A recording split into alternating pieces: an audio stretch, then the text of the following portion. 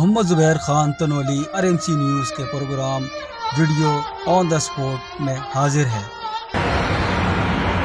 میں حمزہ طاہر اس ٹائم رات کے 12:30 بجے میں کشمیر ہائی وے پہ ہوں۔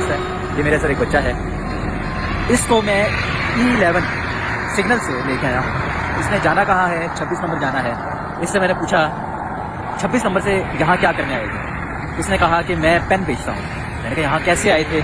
اس نے کہا میں لفٹ لے کے آیا تھا اور مجھے پولیس والوں نے پکڑ لیا اور مجھے ابھی چھوڑا ہے۔ میں نے کہا آپ کے باقی بہن بھائی کتنے ہیں؟ کہتا ہے ایک چھوٹا بھائی ہے، چھوٹا ہے۔ میں نے کہا والدہ کیا کرتی ہیں؟ والدہ گھر میں کام کرتی ہیں، اور والد صاحب جو ہیں وہ دماغ کے مریض ہیں، ان کا دماغی توازن ٹھیک نہیں ہے۔ اور میں نے کہا گھر کا گزارا کیسے چلتا ہے؟ گھر کا گزارا کہتا ہے میں پین بیچتا ہوں، دیہڑی کے 200-300 بنتے ہیں۔ میں نے کہا آج کتنا کمائے؟ کہتا ہے 250-300 کمائے تھے اور وہ بھی پولیس والوں نے دے دی۔ افسوس کا مقام ہے ہمارے انتظامیہ پہ، ہماری پولیس پہ کہ ایک یہ معصوم سا بچہ ہے کیمرے کے سامنے آتا ہوا گھبرا رہے ہیں کہ پولیس والے مجھے اٹھا لیں گے، کیمرے کے سامنے نہیں آ رہا، اتنا ڈرا ہوا ہے۔ سگنل پہ رات کے 12:30 بج رہے ہیں، میں 25 سال میری عمر ہو چکی ہے، میں گھر لیٹ پہنچ رہا ہوں تو میری والدہ میرے والد پریشان ہو رہے ہوتے ہیں کہ ہمارا بچہ ابھی تک نہیں آیا۔ یہ چند سال کا بچہ ہے، ابھی گھر نہیں پہنچا، کیا اس کے گھر والے پریشان نہیں ہیں؟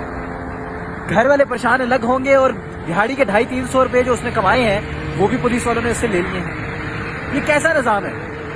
عمران خان صاحب، آپ تو کہتے تھے میں مدینہ کی ریاست بناؤں گا۔ یہ کیسی ریاست ہے جہاں پہ بچوں کو سہولت دینے کے لیے ان کا سہارا بننے کی بجائے آپ انہی کی جیب سے پیسے لے رہے ہیں؟ افسوس ہو رہا ہے جو اس وقت میرے دل کی کیفیت ہے، آپ کا باپ اس کی جگہ پہ ہوتا تو آپ کی کیا کیفیت ہوتی؟ آپ نے دہاڑی کے 250-300 روپے کمائے ہوتے، جس میں سے اس کی جو ہے دوائی کا بھی خرچہ نکالنا تھا، اور گھر جانے سے پہلے آپ سے جو ہے الٹا پولیس والے پیسے لے لیں، آپ کی کیا حالت ہوگی؟ افسوس ہے اس ریاست پہ۔ اور یہ جتنے لوگ دیکھ رہے ہیں ویڈیو کو پہنچاؤ، DC کو ٹیگ کرو، اسلام آباد پولیس کو ٹیگ کرو، عمران خان کو ٹیگ کرو، ان تک پہنچاؤ۔ آپ نے اس بچے کی آواز بنو گے تو کون بچے گا؟ آپ نے اس کا سہارا بننا ہے، اس کی مدد نہیں کر سکتے، اس کے ساتھ ظلم تو نہ کرو نا۔